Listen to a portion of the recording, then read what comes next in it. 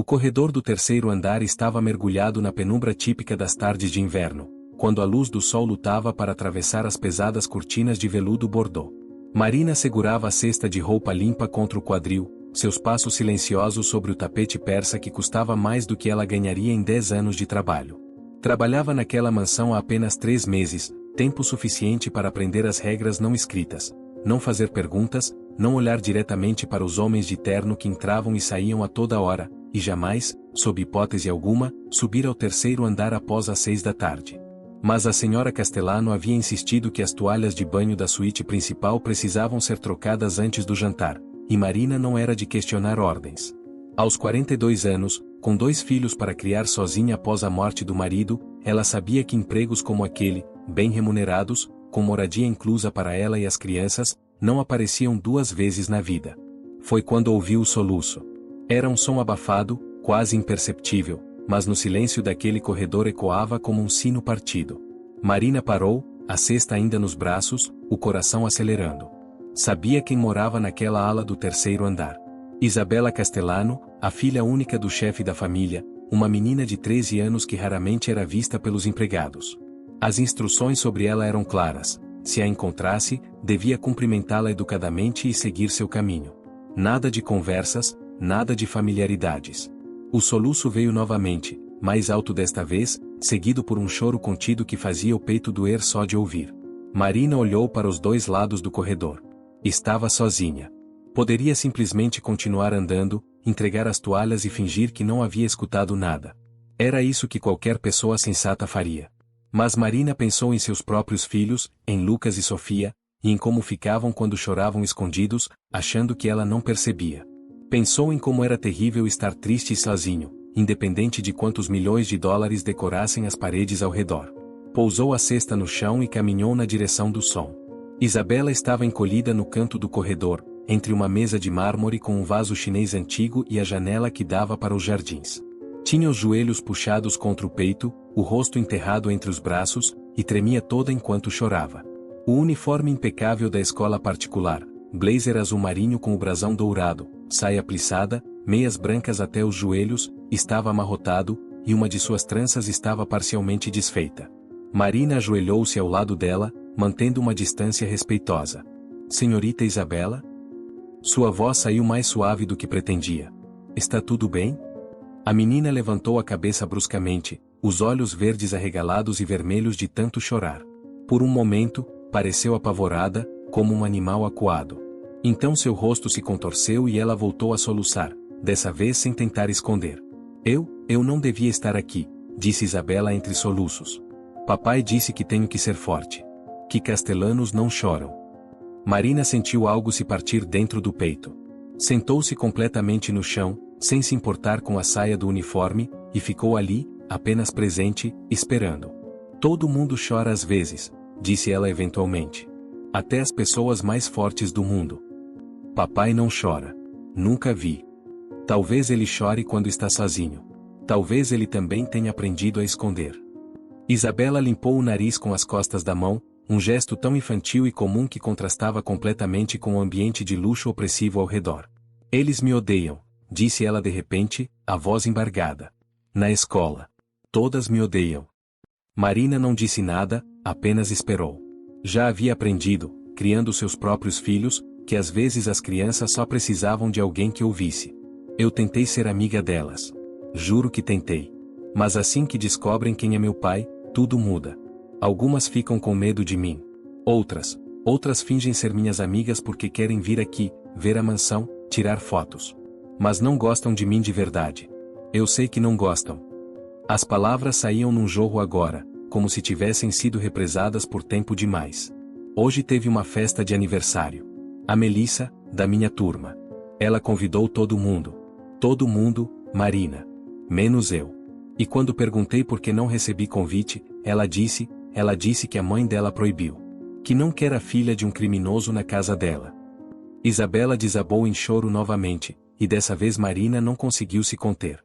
Aproximou-se, hesitante, colocou o braço ao redor dos ombros da menina. Para sua surpresa, Isabela se jogou em seus braços. Agarrando-se a ela como se estivesse se afogando. Eu não pedi para nascer nesta família, dizia ela entre soluços. Eu não escolhi isso. Por que tenho que pagar por coisas que não fiz? Porque ninguém quer ser meu amigo de verdade. Marina abraçou mais forte, balançando-a suavemente como fazia com Sofia quando tinha pesadelos. Não tinha respostas para essas perguntas. Que respostas poderia dar? Como explicar para uma criança que o mundo era injusto, que os pecados dos pais recaíam sobre os filhos, que o sobrenome Castellano era uma marca que ela carregaria para sempre? Escuta aqui, disse Marina finalmente, afastando Isabela o suficiente para olhar em seus olhos. Você não é responsável pelas escolhas que seu pai faz. Você é sua própria pessoa. E o que essas meninas pensam não define quem você é. Mas eu fico tão sozinha, sussurrou Isabela. Todos os dias, tão sozinha. Foi então que Marina tomou uma decisão. Provavelmente era estúpida. Provavelmente poderia custar-lhe o emprego, ou coisa pior considerando quem era seu empregador. Mas olhando para aquela menina destroçada, vestida em roupas de grife e cercada por luxo, mas completamente, absolutamente sozinha, não conseguiu se conter. Meus filhos moram aqui na propriedade, na casa dos empregados. Lucas tem 14 anos e Sofia tem 11. Amanhã é sábado. Se você quiser, pode vir jantar conosco. Não vai ser nada sofisticado, só macarrão com almôndegas. Mas você seria muito bem-vinda. Isabela a encarou como se tivesse oferecido-lhe o mundo inteiro. Sério? Você deixaria? Claro. Mas... Marina hesitou. Teria que pedir permissão aos seus pais. A luz nos olhos de Isabela se apagou um pouco. Papai nunca vai deixar. Deixa eu conversar com ele. Você não conhece meu pai. Ele... Isabela parou, mordendo o lábio. Ele não gosta que eu me misture. Diz que temos que manter distância das pessoas comuns, que temos que ser especiais, superiores. A palavra saiu como veneno da boca da menina. Marina respirou fundo. Sabia que estava prestes a cruzar uma linha perigosa, mas já havia chegado longe demais para voltar atrás. Vou falar com ele de qualquer jeito. O pior que pode acontecer é ele dizer não. Na verdade, o pior que poderia acontecer era muito, muito pior do que isso. Mas Marina decidiu não pensar nisso agora. Ajudou Isabela a se levantar, alisou seu uniforme e refez sua trança com dedos hábeis. A menina ficou parada, quieta, como se não estivesse acostumada a ser cuidada dessa forma. Quando Marina terminou, Isabela a abraçou de novo, rápido e forte. Obrigada, sussurrou. Obrigada por me ver. Então ela saiu correndo pelo corredor, desaparecendo por uma das portas pesadas de mogno. Marina ficou parada ali por um longo momento, o coração martelando no peito. O que havia acabado de fazer? Prometera algo que talvez não pudesse cumprir, envolvera-se na vida da filha do chefe da máfia, cruzara todas as linhas invisíveis mas absolutas que mantinham empregados e empregadores em suas devidas esferas. Mas quando voltou para pegar a cesta de roupas, tudo que conseguia ver era aquele rosto molhado de lágrimas, aqueles olhos verdes desesperados por conexão humana, por algo real em meio a tanto falso. Naquela noite, depois de colocar as crianças para dormir, Marina ficou sentada na pequena sala de estar da casa dos empregados, as mãos tremendo enquanto segurava uma xícara de chá. Sabia que precisava falar com o Sr. Castellano, mas a mera ideia a enchia de pavor. Vittorio Castellano não era homem de ser abordado casualmente.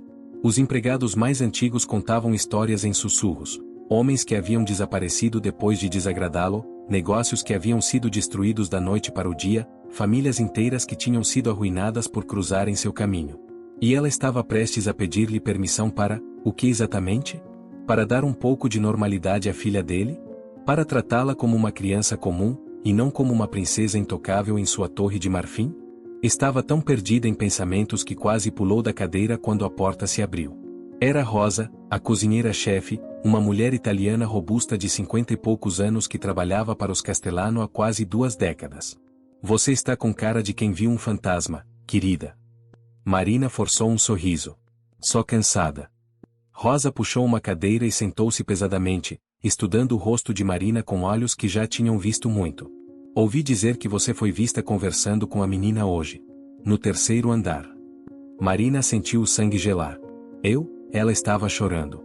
Não consegui simplesmente passar reto. Para sua surpresa, Rosa sorriu, um sorriso triste. Melancólico. É uma boa moça, a picola Isabela.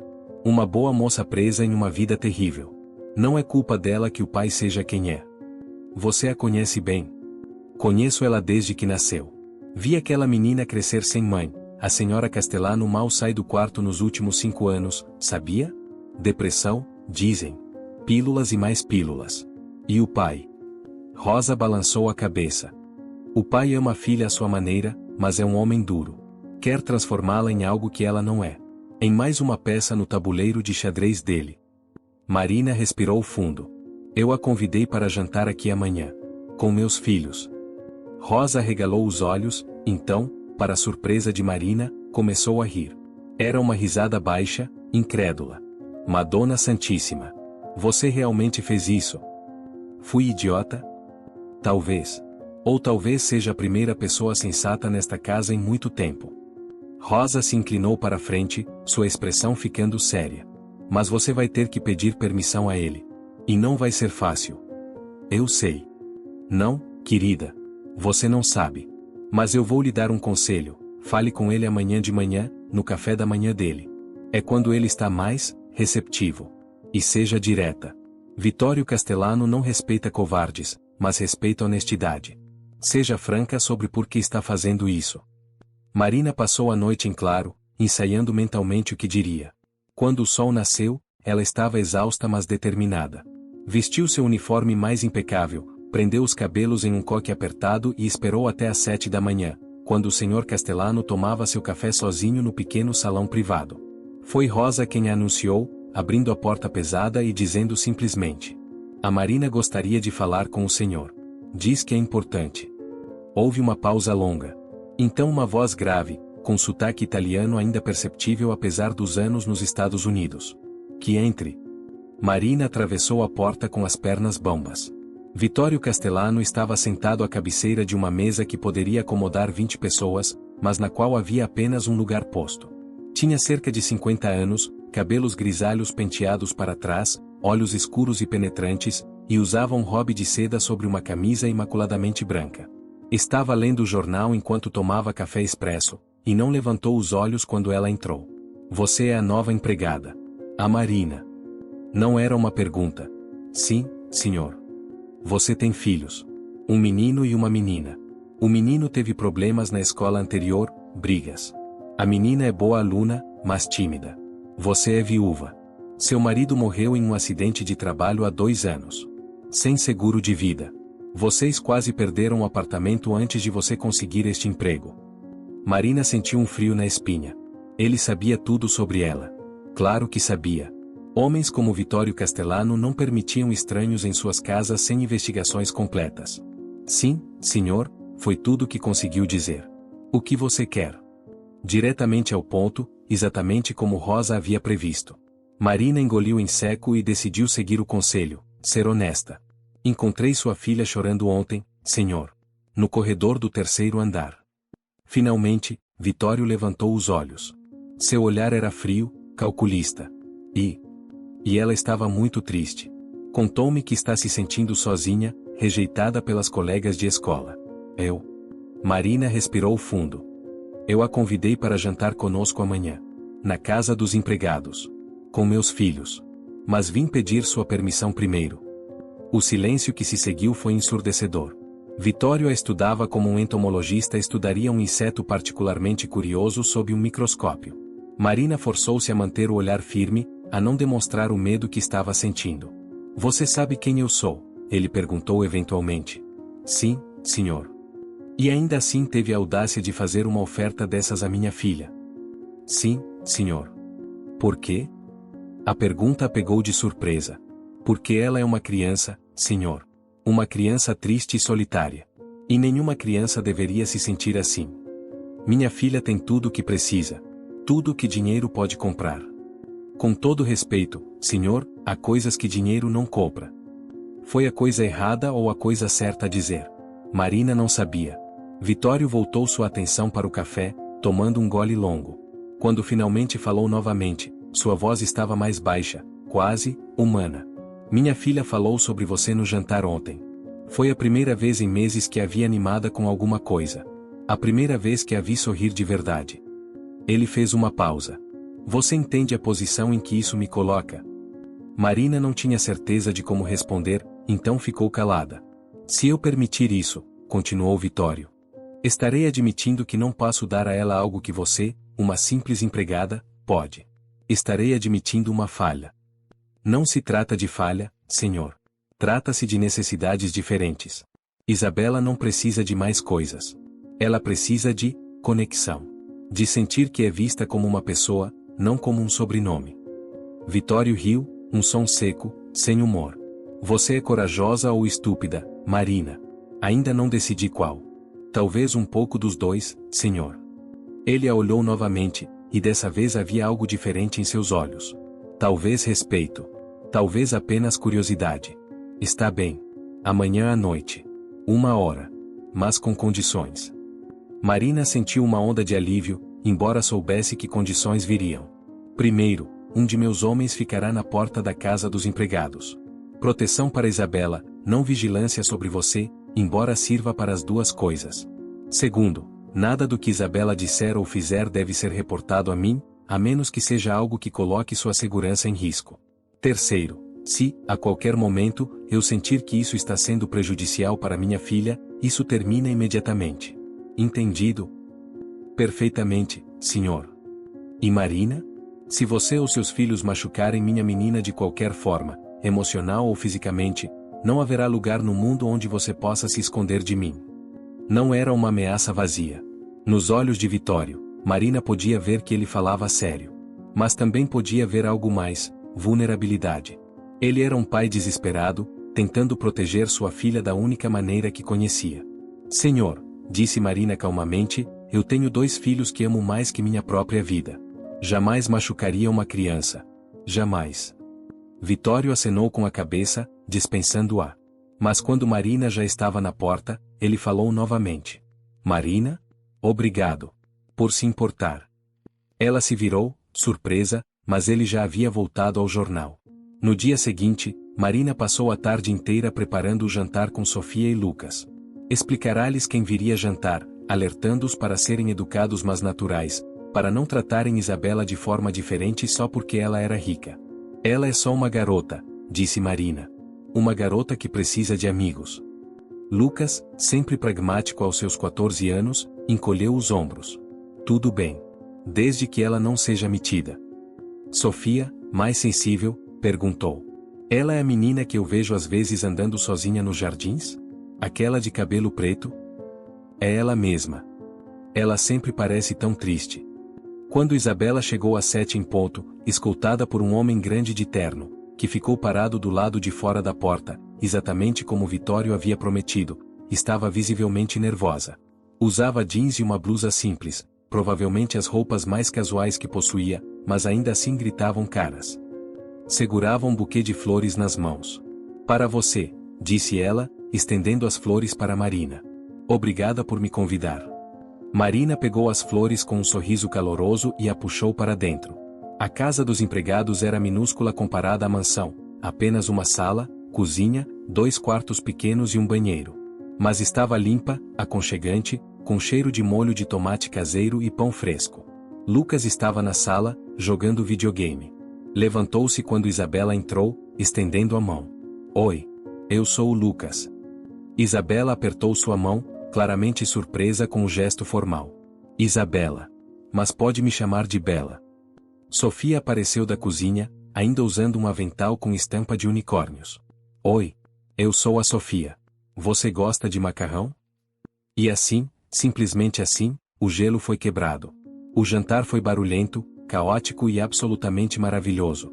Lucas contou piadas ruins que fizeram Isabela rir até lágrimas escorrerem pelo rosto. Sofia insistiu em mostrar seus desenhos, explicando cada um em detalhes excruciantes. Marina observava tudo, o coração aquecendo ao ver Isabela, não a filha do chefe da máfia, mas apenas Bela, uma menina de 13 anos rindo e fazendo caras feias para a comida quando achava que ninguém estava olhando. Depois do jantar, os 3 jovens foram para a sala jogar videogame enquanto Marina lavava os pratos. Através da porta aberta, podia ouvi-los conversando, discutindo estratégias de jogo, rindo, apenas, sendo crianças. Foi Sofia quem perguntou, com a franqueza típica das crianças. É verdade que seu pai é do crime? Marina quase deixou cair o prato que estava segurando. Correu para a sala, pronta para intervir, mas parou na porta ao ver Isabela. A menina estava quieta, o controle do jogo esquecido no colo. Então, em vez de se fechar ou ficar defensiva, ela simplesmente respondeu: "A Elia." "Isso te assusta?" perguntou Lucas, não com malícia, mas com genuína curiosidade. "Às vezes. Não o meu pai em si, ele nunca me machucaria. Mas, o que ele faz? O que ele representa? E o fato de que as pessoas me julgam por isso antes mesmo de me conhecerem. Isso é injusto", disse Sofia com veemência. "Você não pode escolher sua família." "Exatamente." Isabela sorriu, um sorriso triste mas aliviado. "Obrigada por entender." Lucas retomou o jogo. "Bom, não me importo com o que seu pai faz. Você é legal. E você é muito melhor nesse jogo do que eu esperava." Isabela riu. "Não tenho muito mais o que fazer em casa." E assim, novamente, a normalidade retornou. Quando chegou a hora de Isabela ir embora, ela abraçou cada um deles na porta.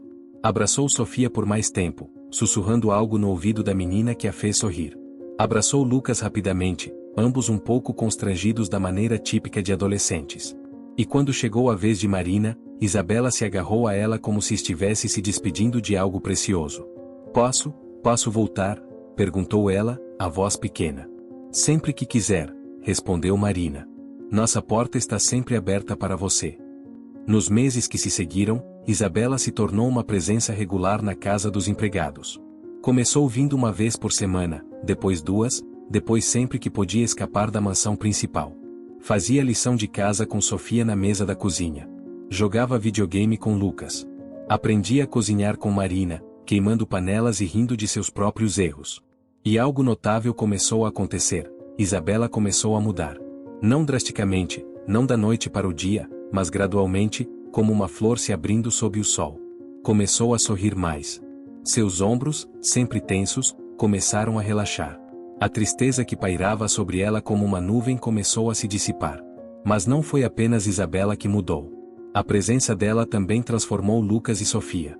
Lucas, que tinha tendência a se meter em brigas na escola, começou a se controlar melhor depois que Isabela confidenciou como odiava a violência, como o que seu pai fazia a assombrava. Sofia, sempre tímida, começou a se abrir mais, inspirada pela coragem de Isabela em ser vulnerável. E Marina descobriu que tinha espaço no coração para mais uma criança. Isabela preencheu um lugar que ela nem sabia que estava vazio. As notícias sobre essa amizade em comum se espalharam pela mansão. No início, os outros empregados comentavam em sussurros, incrédulos que Marina tivesse tido a audácia de cruzar aquela linha. Mas conforme viam Isabela sorrindo, ouviam sua risada ecoando dos jardins quando brincava com Lucas e Sofia, algo mudou na atmosfera da casa. Rosa começou a fazer os biscoitos favoritos de Isabela. O jardineiro, o Sr. Pietro, começou a separar as flores mais bonitas para que ela levasse para a casa de Marina. Até mesmo os guardas da propriedade, homens duros acostumados a não mostrar emoção, começaram a sorrir quando viam a menina passar correndo, finalmente agindo de acordo com sua idade. Vittorio Castellano observava tudo de longe. Não comentava, não interferia, mas Marina podia sentir seu olhar às vezes, pesando, medindo, avaliando. Ela sabia que estava sendo testada, que a qualquer momento ele poderia decidir que isso já havia ido longe demais e cortar tudo. Mas esse momento nunca veio. Em vez disso, coisas estranhas começaram a acontecer. Os salários de Marina foram aumentados, não dramaticamente, mas o suficiente para que ela notasse. Um dia, uma caixa com materiais escolares caros apareceu na porta da casa dos empregados, sem nenhuma nota mas com a clara marca das lojas que só os Castellano frequentavam.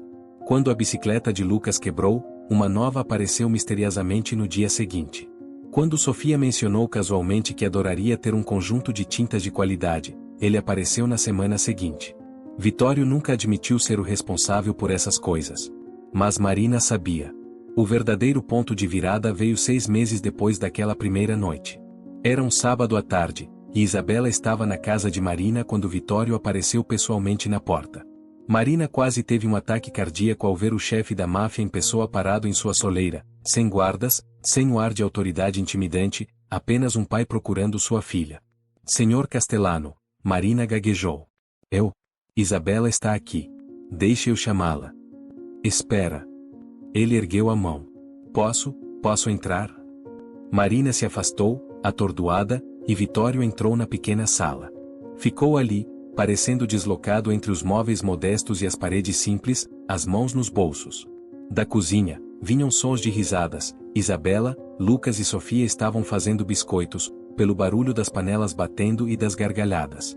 Vitório caminhou até a porta da cozinha e ficou parado ali, apenas observando. Marina se juntou a ele.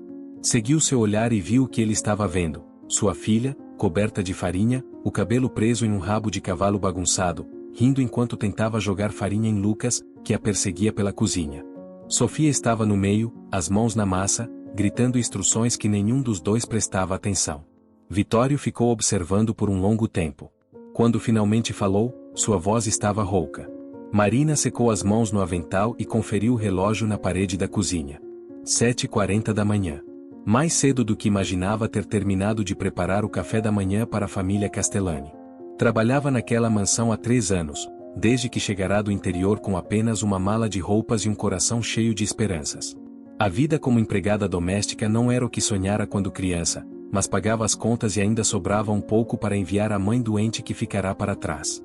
A mansão dos Castellani era imponente, com seus 40 cômodos distribuídos em 3 andares, jardins que pareciam não ter fim e uma piscina do tamanho de um lago. Marina sabia exatamente quem era seu patrão. Todos sabiam. Alessandro Castellani não era apenas um empresário bem-sucedido, como gostava de apresentar-se publicamente. Ele era o chefe de uma das famílias mais poderosas do crime organizado da cidade.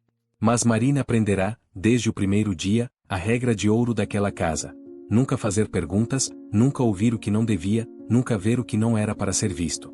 Subiu as escadas de serviço carregando a bandeja com suco de laranja fresco e croissants ainda quentes. O corredor do 2º andar estava silencioso, como sempre estivera naquela hora da manhã. A luz do sol entrava pelas janelas enormes, criando desenhos dourados no piso de mármore italiano. Foi então que ouviu um soluço abafado, seguido de outro.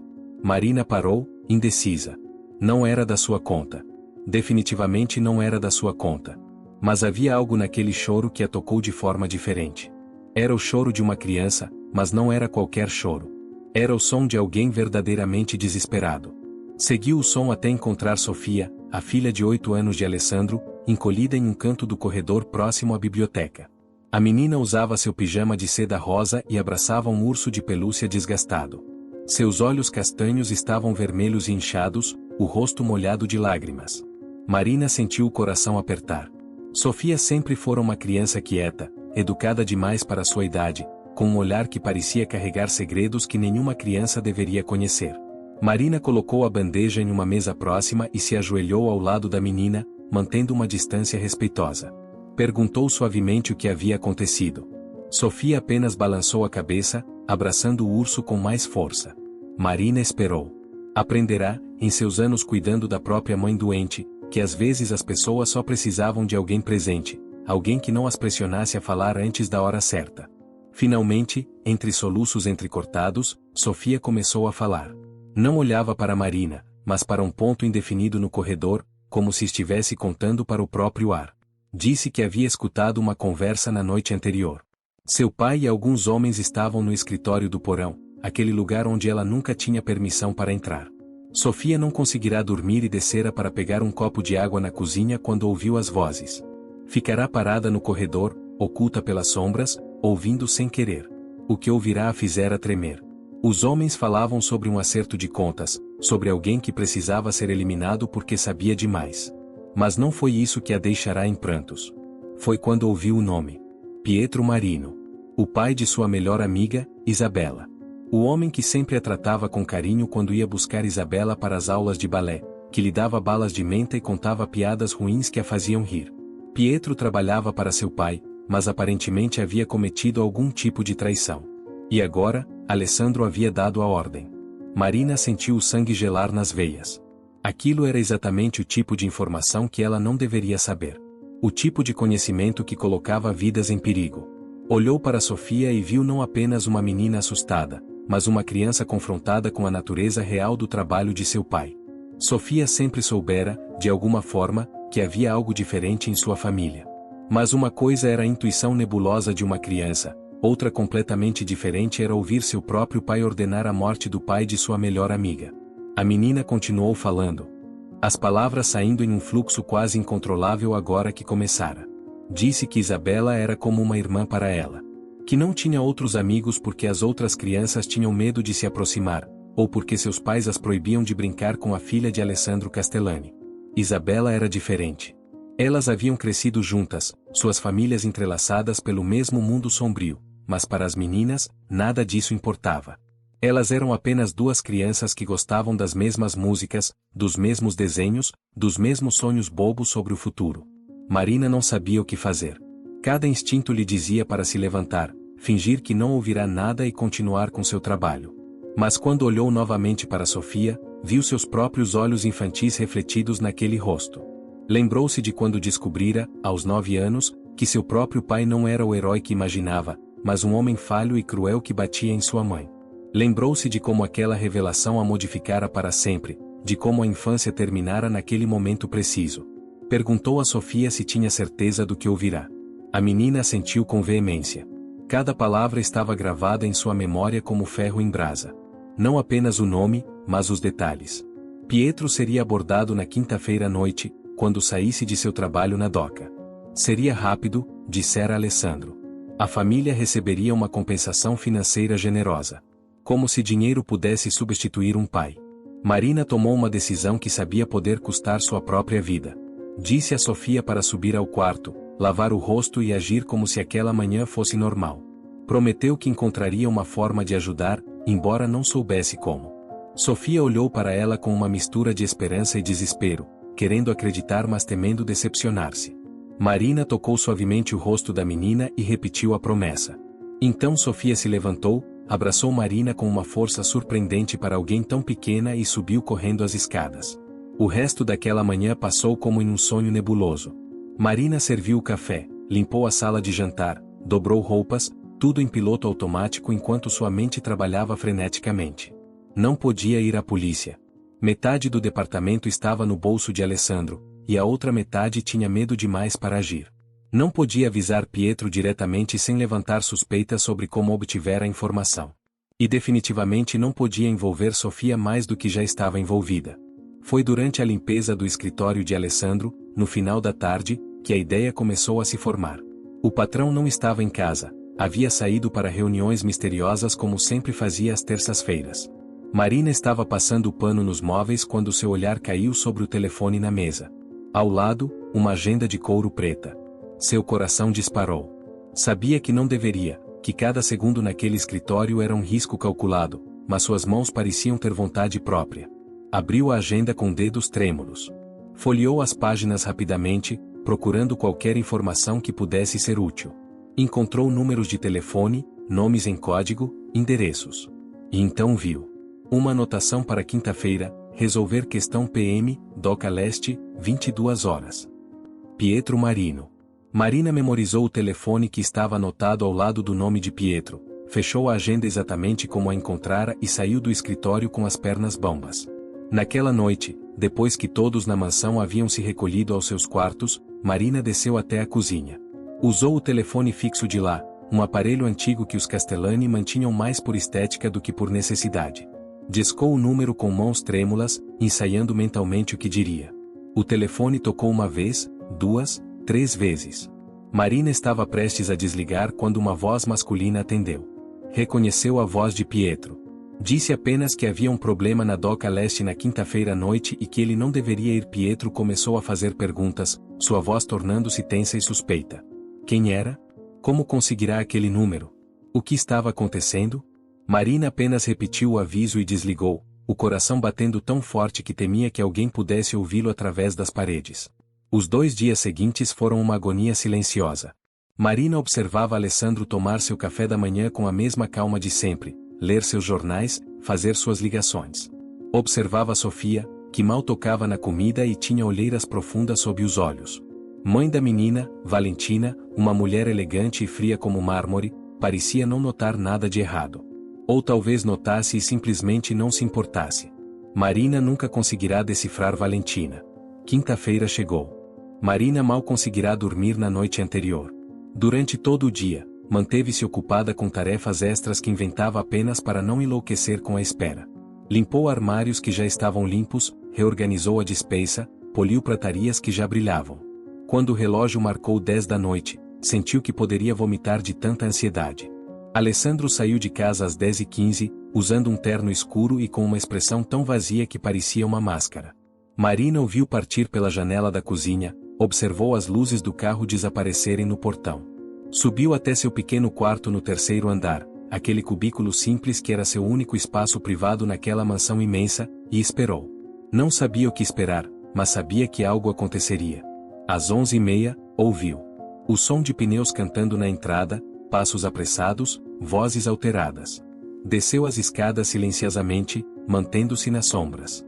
O hall de entrada estava iluminado e podia ver Alessandro cercado por 3 de seus homens.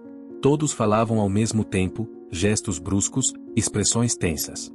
Pietro não estava na doca. De alguma forma, ele soubera. Desaparecera com sua família, deixando apenas uma casa vazia e nenhum rastro. Alessandro estava furioso de uma forma que Marina nunca ouvira. Não gritava, o que de alguma forma era ainda mais aterrorizante. Sua voz era baixa, controlada, cada palavra pronunciada com uma precisão cirúrgica que prometia consequências terríveis. Queria saber quem havia avisado Pietro. Queria nomes. Queria sangue. Marina subiu de volta ao seu quarto antes que alguém a visse. Trancou-se lá, sentando-se na beirada da cama estreita, tremendo incontrolavelmente. Havia feito o que precisava fazer, mas agora Alessandro estaria caçando um traidor dentro de sua própria organização. E se descobrisse que ela estava envolvida? Não queria nem imaginar o que aconteceria. Na manhã seguinte, sexta-feira, a atmosfera na mansão estava pesada como chumbo. Os seguranças estavam em alerta máximo, homens que Marina nunca vira antes patrulhavam os jardins, e Alessandro permaneceu trancado em seu escritório o dia todo, fazendo ligação após ligação. Marina desempenhou suas funções com um cuidado meticuloso, certificando-se de não chamar atenção para si mesma de forma alguma. Foi Sofia quem a procurou, no final da tarde. A menina desceu até a cozinha com a desculpa de querer um copo de leite. Quando ficaram sozinhas, Sofia segurou a mão de Marina e sussurrou um único obrigada, tão baixo que quase não foi audível. Mas Marina ouviu, e soube que Sofia entendia o que ela havia feito. Não trocaram mais palavras. Não precisavam. O fim de semana passou em uma tensão crescente. Alessandro ampliou sua caçada ao traidor, interrogando pessoas dentro de sua organização, vasculhando comunicações, procurando qualquer pista. Marina ouvia fragmentos de conversas, pegava pedaços de informação aqui e ali enquanto servia refeições e limpava cômodos. Aparentemente, Pietro havia sido muito cuidadoso. Pegara sua esposa e filha no meio da noite de quarta-feira, exatamente um dia antes do encontro marcado, e desaparecera completamente. Rumores diziam que haviam fugido para outro país, talvez Argentina ou Uruguai, onde Pietro tinha contatos antigos. Na segunda-feira seguinte, algo mudou. Marina estava arrumando a sala de estar quando ouviu passos descendo as escadas. Era Sofia, usando seu uniforme escolar, com a mochila nas costas. Mas havia algo diferente nela. Seus olhos não estavam mais vermelhos e inchados. Havia, em vez disso, uma determinação calma que Marina nunca vira antes naquela criança. Sofia parou diante do retrato de família que decorava a parede da sala. Um retrato imenso, pintado a óleo, mostrando Alessandro, Valentina e Sofia em poses formais e sorrisos que não alcançavam os olhos. A menina olhou para aquela imagem por um longo momento e então se virou para Marina. Disse que não conseguia mais fingir. Não conseguia mais sentar-se à mesa de jantar com seu pai e agir como se tudo estivesse bem. Não conseguia mais viver naquela casa, naquela mentira. Marina sentiu o pânico subir. Implorou a Sofia que não fizesse nada precipitado, que pensasse bem. Mas Sofia balançou a cabeça. Já havia pensado. Durante 5 noites sem dormir, já havia pensado. Disse que ia contar à mãe tudo o que ouvirá, tudo o que sabia. Valentina tinha o direito de saber exatamente com quem era casada, que tipo de homem era o pai de sua filha.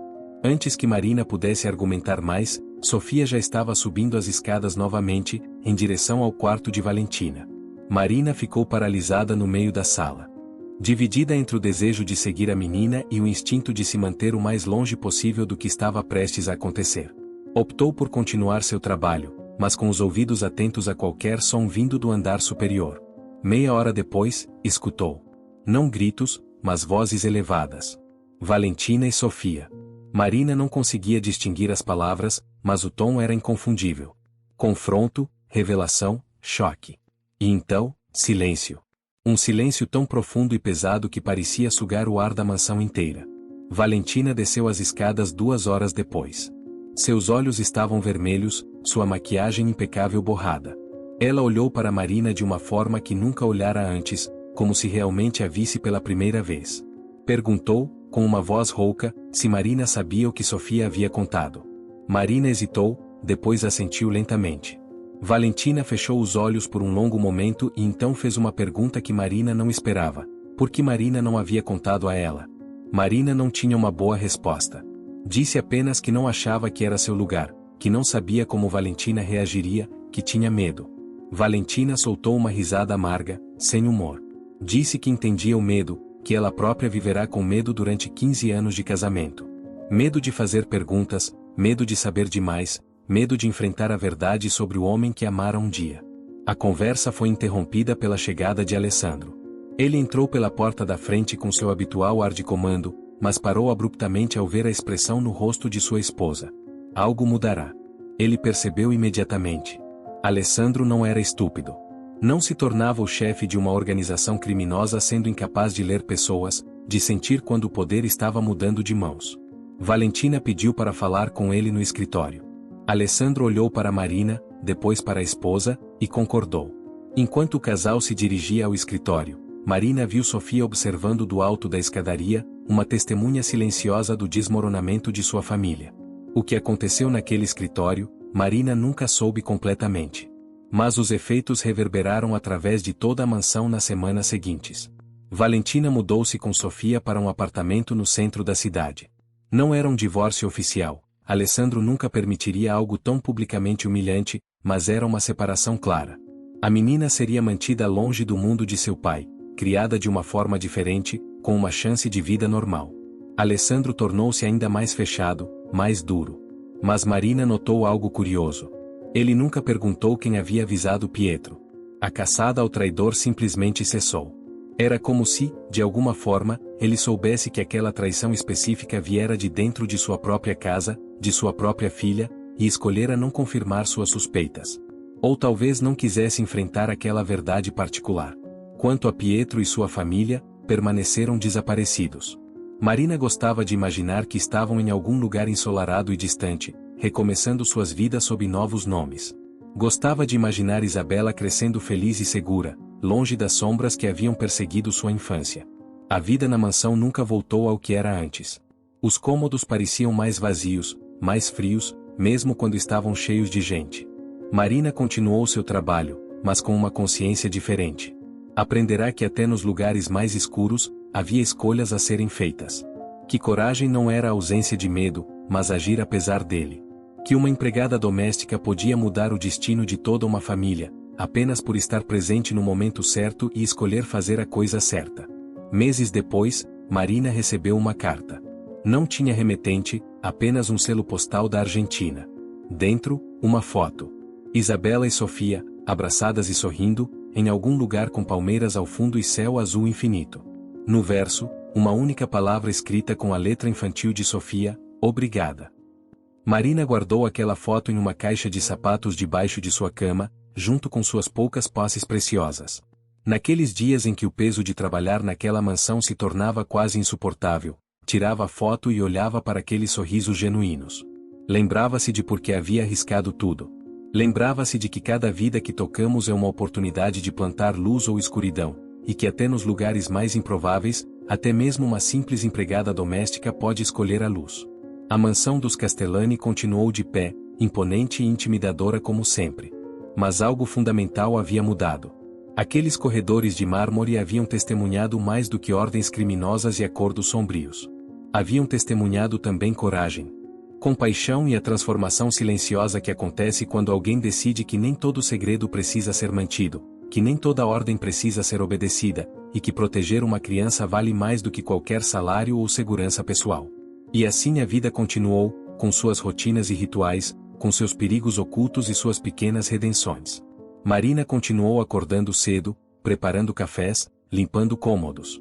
Mas agora carregava dentro de si algo que ninguém poderia tirar: a certeza de que havia feito a diferença. Que quando confrontada com uma escolha impossível entre seu próprio medo e o bem-estar de uma criança, havia escolhido o certo. E essa certeza, aquecida como uma pequena chama no centro de seu coração, tornava cada dia um pouco mais suportável, cada tarefa um pouco mais digna de propósito. Os anos passariam, as pessoas iriam e viriam, mas aquele momento no corredor, quando encontrar a Sofia chorando e decidirá agir, permaneceria como um momento definidor de sua vida. O momento em que deixará de ser apenas uma testemunha silenciosa e tornará-se, ainda que brevemente, uma agente de mudança. E isso, Marina descobriu, era mais valioso do que qualquer riqueza que aquela mansão imponente pudesse conter.